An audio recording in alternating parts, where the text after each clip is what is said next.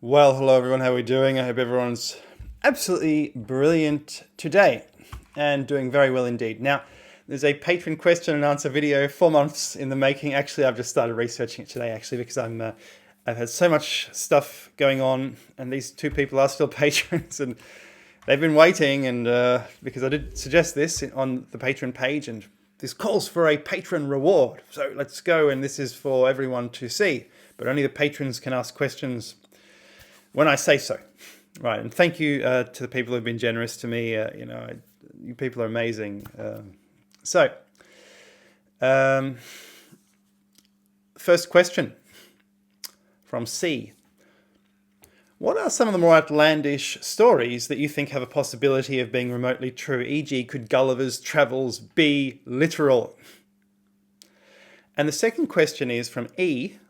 What are your thoughts on the news of archaeologists finding the home of Lot in Jordan? We're going to give my thoughts and answer both these questions. Now, believe it or not, I am a serious historian. The stuff I've made, the discoveries we have made on this channel are more amazing than many academics make in 10 lifetimes. And it's not just me saying this, lots of the fans are saying this. And I'm not bragging. I wish I wasn't doing this so I could have a proper career. Do you understand this? But anyway, so here we have the great books of the Western world. And as you see, Swift, I've put on a jumper to be more serious, and you'll have to excuse me. I think I had that thing a few days ago. I'm feeling a little bit breathless or something, but it's all gone now. Anyway, Swift. So Swift, it's not a silly question to ask, did Swift predict the moons of Mars? Scholars, academics, people, curious, inquisitive people have pored over this question in such detail you cannot imagine. But it seems, according to some people, that Swift, in fact, he read Principia and he used some mathematics in there to calculate the fact that there were two moons, or to predict this. And he might have used Pythagoreanism interpretations of Plato that we don't know about, that you need to read Iamblichus to understand Plato. No one knows this. Or few know this. Look, he's in there with Voltaire and Diderot. The great ideas of the Western world go through all these authors, and that's what the great books were based on. So let's get to it. Now, first I'll show you something. Okay, let's just put me over there. So basically, travels into several remote nations of the world in 4 parts. So it's not called Gulliver's Travels. It's called Travels into Several Remote Nations of the World. In other words, what's going on here is that Swift has obviously got his own. He had a library of 600 or 700 books at his death. Now, in his lifetime, he would have read far more than this. I need to put the volume levels down. They're too loud. Okay, let's put them down. Okay, that's better. Okay. He would have had far more books than this in his own lifetime. And he wrote this in the style of a travel book. So it seems like a real book. And it contains so much information. It does seem almost like an alternate reality. And if you haven't read this book, I advise you to read this amazing, brilliant book. Now, let's just have a look at the pictures here on Wikipedia. So, locations visited by Gulliver, according to Arthur Ellicott Case. Case contends that the maps in the published text were drawn by someone who did not follow Swift's geographical descriptions. To correct this, he makes changes such as placing Lilliput to the east of Australia instead of the west. And if you read Gulliver's Travels, Gulliver visits New Holland, he visits somewhere near Perth, and it's so interesting. It's just so incredible. And of course, to make the story credible, Swift had to put it in a part of the world that was not well known.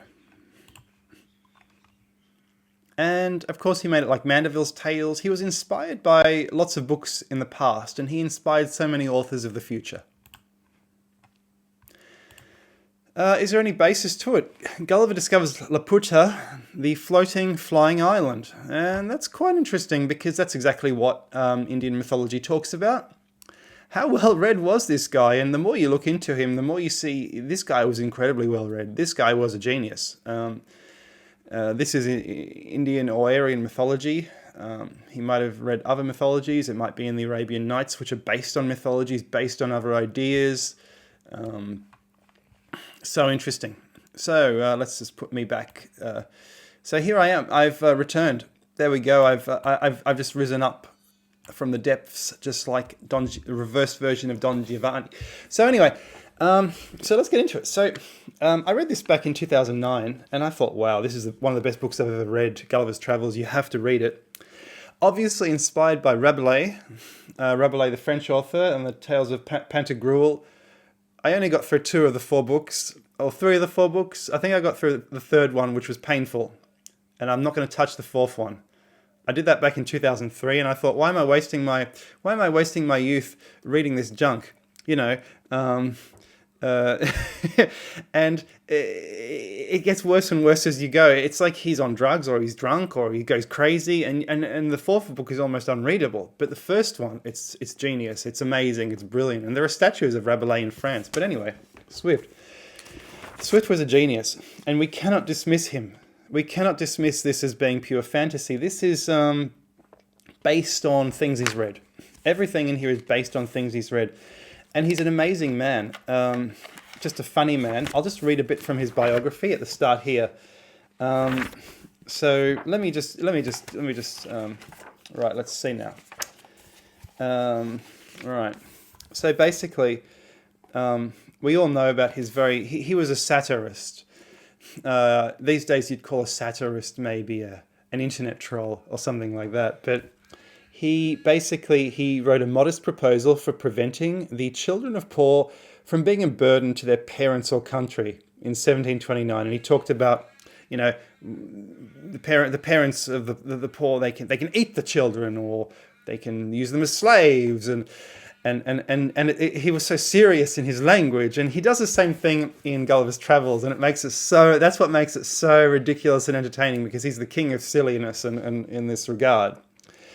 And then he had debility in his later years, and on his grave was written in large letters, deeply cut, and he wanted large letters deeply cut and strongly gilded, commemorating his release from the savage indignation that could no longer lacerate his heart. Yes, so he was very poetic even in death. And I'll just a few excerpts. I'll just tell you about a few excerpts from here, because you see that he really is a genius. So he inspires everyone. He talks about I think he's read Diodorus. He says, besides our histories of 6,000 moons, make no mention of any other regions than the 2 great empires of Lilliput and Blefuscu.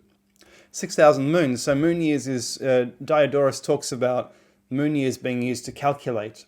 So instead of 6,000 years that the West has, the East, which is the New Holland area, uses moons, which is quite interesting. So they're stuck in another era. And he wouldn't know this unless he was well read. He was extremely well read. You see this. He seems to have come up with natural selection. I have been pleased with observing a cook pulling a lark, which was not so large as a common fly, and the tallest tree 7 foot high. I'll just ignore that. Okay, let's get on to the next point. He speaks of common enemy to the rest of mankind. He's inspired by Gibbon. He's inspired by Gibbon. He inspires Karl Marx by saying the state needs to educate the children.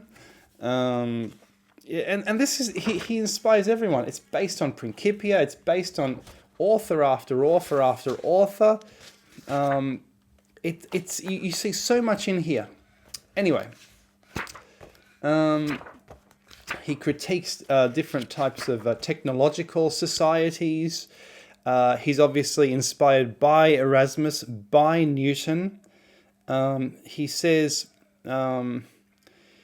the face of the sun will by degrees be encrusted with its own effluvia and give no more light to the world. The earth very narrowly escaped a brush from the tail of the last comet, which would have infallibly reduced it to ashes.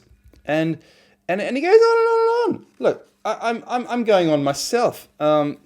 Seems to have inspired Lovecraft. He says they retired to the mountains and, degenerating by degrees, became in process of time much more savage than their own species in the country from whence the two originals came.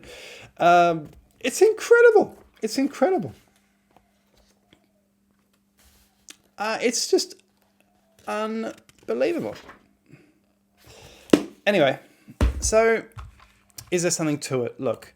Let's put me out of the way, and I'm going to bring up Gulliver and the Moons of Mars, an article from the 40s, and you can read this. Just log in through Google. You can log into JSTOR. And basically, look, let's look at it. Certain astronomers of Laputa spend the greatest part of their lives in observing the celestial bodies, which they do by the assistance of glasses far exceeding ours in goodness. For although their largest telescopes do not exceed 3 feet, they magnify much more than those of 100 among us, and show the stars with greater clearness. The advantage hath enabled them to extend their discoveries much further than our astronomers in Europe, for they have made a catalogue of 10,000 fixed stars, whereas the largest of ours do not contain above 1/3 part of that number. They have likewise discovered 2 lesser stars or satellites which revolve about Mars, whereof the innermost is distant from the centre of the primary planet exactly 3 of his diameters, and the outermost 5. The former revolves in the space of 10 hours, the latter in 21.5, so that the squares of their periodical times are very near in the same proportion with the cubes of their distance from the centre of Mars, which evidently shows them to be governed by the same law of gravitation that influences the other heavenly bodies. Whew. And this can send you down the biggest rabbit hole you've ever seen. And people say, well, is it geometric progression? Each succeeding planet has twice as many moons as the planet next to it as we go further out, because they knew about the 4 moons of Jupiter, they knew about the 1 moon of Earth and the no moons of Venus. So maybe 2 moons, but that's too simplistic. That's too simplistic. And you see, Journal of History here, Journal of the History of Ideas. Scholars are not satisfied with this. They want more. And this guy goes on and on and on. And guess what he concludes? Eventually he concludes, this is how well read. Look, you can compare it here. What this author basically concludes, and I encourage you to read this for yourself. So, firstly, Nicholson and Moeller said, in spite of a natural desire to agree with Camille Flammarion that this discovery of the satellites Mars was second sight on Swift's part, we are forced to the conclusion that it was only a happy guess. It was inevitable that many writers, scientists, and laymen should have raised the question of the satellites of Mars. Our own planet was known to have 1 satellite. Galileo discovered 4 about Jupiter. In Swift's time, Cassini had published his conclusions in regard to the 5 satellites of Saturn. Swift, using no telescope but his imagination, chose 2 satellites for Mars, the smallest number by which he could easily indicate their obedience to Kepler's laws, a necessity clearly shown him by Cassini. The number fits neatly between the 1 satellite of the Earth and the 4 of Jupiter. To indicate the Keplerian ratio, he has made one of the simplest of assumptions concerning distances and period, that of 3 to 5 for the distances and 10 to the period of the inner satellite. It is not difficult computation, even for Swift, who is no mathematician, to work out the necessary period of the outer satellite, blah, blah, blah, blah, blah, blah, blah, blah, blah. And this article is actually, by Gould, is actually saying, well, it's not as simple as that. It's deeper. It's deeper. He went deeper. And we don't, he said that might be the case, but we don't know. And it goes beyond this. And he actually says, this is quite interesting, that he was doing calculations based on Newtonian's Principia. And without just reading the article to you, I'd like to say, to say what he concludes. Okay.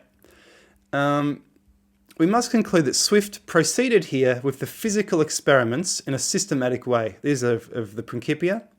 He examined the 3rd book of the Principia together with the more popular system of the world, and from them deduced, as we have just done, what Newton thought about the density of Mars. He then made fun of Newton's opinion by presenting it as though it were an actual fact, in the same way that he and Voltaire criticised the conjectures of Kepler and the number of moons of Mars. And he's talking about, in this way, the densities of the planets. Now, I have to say, the answer is no one knows about the moons of Mars. And as for the other things that Swift writes about, look, he inspired everyone, from Twain to Lovecraft to everyone. And he was read by everyone. And he was precocious. He was percipient of the future. He understood a lot of things. Look, I think to answer the patron's question, and the patron's question was basically, is there anything true or real about them? Yeah, it's based on all of ancient history and everything he's read.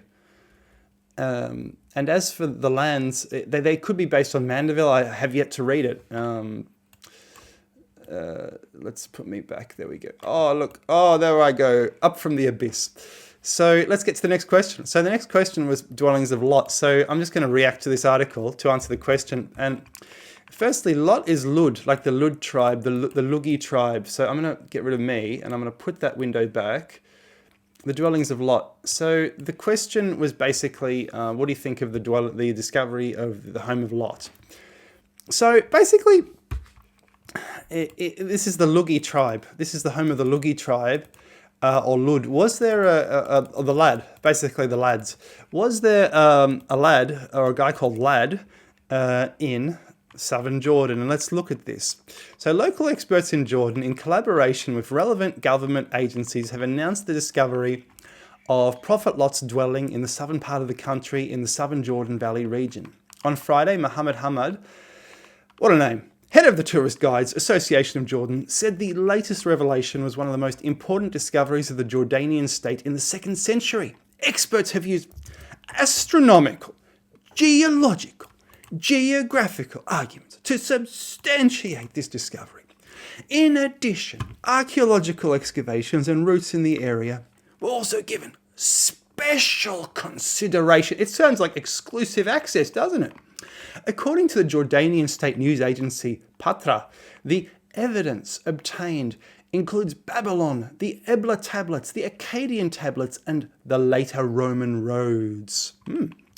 So he says that field studies, comparisons, patterns of... Yeah, okay.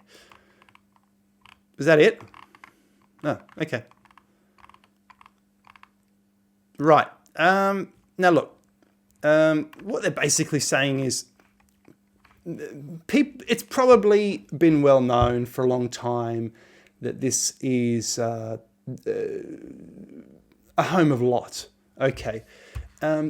Look, there's no way to know this for sure. Look, here's the problem, right?